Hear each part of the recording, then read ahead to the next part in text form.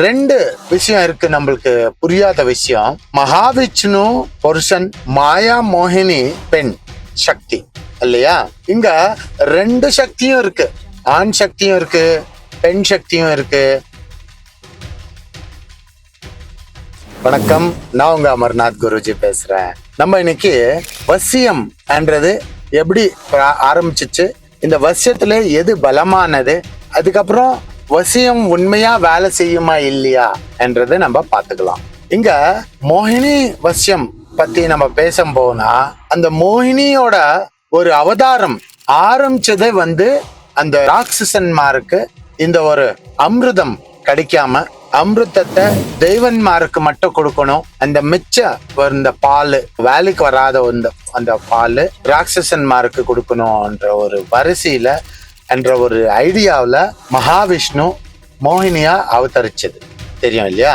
இல்ல முக்கியமான ஒரு விஷயம் என்னன்னா, மகாவிஷ்ணு ஏதோ ஒரு அவதாரம் அப்படி சும்மா எடுக்கல. கரெக்ட் பிளான் பண்ணி எக்ஸாக்டா மகாவிஷ்ணு நம்மள காப்பாத்துறதுக்காக இது பண்ண ஒரு நல்ல நன்மையான ஒரு ஜோலி. இங்க நம்மளுக்கு புரிய வேண்டிய ரொம்ப மிகப்பெரிய விஷயம் என்னன்னா, மகாவிஷ்ணு சும்மா அப்படி அவதாரம் எடுக்கல. ரொம்ப ஒரு அழகான பெண் எப்படி இருக்கணும்னா, எல்லா ராட்சசன்மாரும் அவருக்கு சம்பூர்ணமா வசியமாயிடணும், அவரு சொன்னபடி செய்யணும். அதுக்காக பிளான் பண்ணி சரியான விதத்துல இந்த ஒரு மோகினி அவதாரம் எடுத்தாங்க இல்லையா?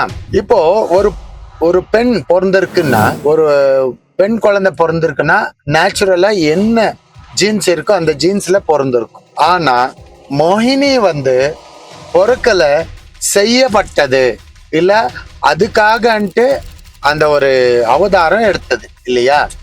அதனால நம்ம இங்க வசியமும் அவ்வளவுதான். வசியம் செய்யும் போது அந்த மனுஷனுக்கு, நம்ம எதிரில இருக்கிற மனுஷனுக்கு எந்த மாதிரி வசியம் செய்யணும், எந்த மந்திரம் உபயோகிக்கணும், என்ன மாதிரி செஞ்சா கரெக்டா அந்த மனுஷன் நம்ம கிட்ட பேசுவாரு, அந்த பொம்பளை நம்ம கிட்ட பேசுவோம், சரியான விதத்துல செஞ்சு இந்த ஒரு வசியத்தை ஒரு ஆன்மீகத்துல சரியான ஒரு தந்திரம் செஞ்சால் எந்த காரணத்தை கொண்டும் ஃபெயில் ஆகாது. எந்த காரணத்தை கொண்டும் ஃபெயில் ஆகும். அது இல்லாம சும்மா ஏதோ ஒரு சின்ன தகடு எடுத்து ஒரு சின்ன எழுதி இந்த மாதிரி ஆணு, இந்த மாதிரி பெண்ணு, இந்த மாதிரி வசியம் ஆயிடணும்னா ஆவாது. புரியுதா? அப்படி எல்லாம் ஆவாது. அதுக்கு தந்திரம்னு சொல்லுவோம். இந்த வசிய தந்திரம் சரியான விதத்துல செஞ்சா 100% வேலை ஆகும். இதுல ரெண்டு விஷயம் இருக்கு நம்மளுக்கு புரியாத விஷயம். மகாவிஷ்ணு புருஷன், மாயா மோகினி பெண் சக்தி இல்லையா? இங்க ரெண்டு சக்தியும் இருக்கு. ஆண் சக்தியும் இருக்கு, பெண் சக்தியும் இருக்கு. அதுக்கு என்ன சொல்றோம் நம்ம? ஆண் சக்திய மெல்பிக் எனர்ஜி, பெண் சக்திய ஃபெமினைன் எனர்ஜின்ட்டு சொல்லுவோம் இல்லையா? இந்த ரெண்டு சக்தியும் இருக்கு.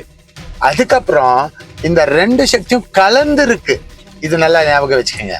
இந்த ரெண்டு சக்தியும் கலந்து இருக்கு. ஒருவேளை அந்த ஒரு மனிதன் இந்த ஆணும் இல்லாம பெண்ணும் இல்லாம இருந்தாலும் வேலை செய்யும். புரியுது இல்லையா? இந்த மாதிரி ஒரு வசியத்துல மிகப்பெரிய ஒரு பலம் இந்த மோகினி வசியம். இது இல்லாம இந்த மோகினி வசியம் முக்கியமா அவங்களோட குலதெய்வம் ரொம்ப பேருக்கு சிவன் இல்ல மகாவிஷ்ணு பெருமாள். விஷ்ணு பெருமாள் இல்ல சிவபெருமாள் தான். எங்கேயோ ஒரு இடத்துல ஏதோ ஒரு அவதாரத்துல ஏதோ ஒரு பேர்ல கொண்டு குலதெய்வம் இருப்பாங்க இல்லையா? இங்க மோகினிய கண்டு சிவன் மோகத்துக்குள்ள போயிடுவார். அதனால இங்க சிவனும் மகாவிஷ்ணுவும் ரெண்டு பேரும் இங்க இருக்காங்க. அதனால நம்மளுக்கு இந்த ரெண்டு பேரோட பர்மிஷன் ஏற்கனவே கிடைச்சிருக்கு. புரியுதா? நீங்க பாருங்க, ஆண் தேவதை எந்த தேவதையா இருக்கட்டும், ஆண் தேவதை இருந்தால் அதுல ஒண்ணு மகாவிஷ்ணு அவதாரம் இல்ல சிவனோட அவதாரம் தான் இருக்கும். அதனால குலதெய்வத்துக்கு எந்த விதமான ஒரு பிரச்சனையும் இல்லை இங்க. சரியா? நீங்க ஒருவேளை இந்த மோகினி வசியம் பண்ணிக்கணும்னா கண்டிப்பா காசு இல்லாம வேலை ஆகாது. ஏன்னா இந்த மோகினி தந்திரம் ரொம்ப மிகப்பெரிய ஒரு பலமான ஒரு தந்திரம். இந்த வசியம் அவ்வளவு சுலபமா வேலை ஆகாது.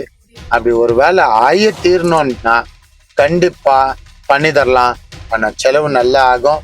அதை பார்த்து நீங்க வேலை செஞ்சுக்கோங்க. நன்றி, நல்வாழ்த்துக்கள், வணக்கம்.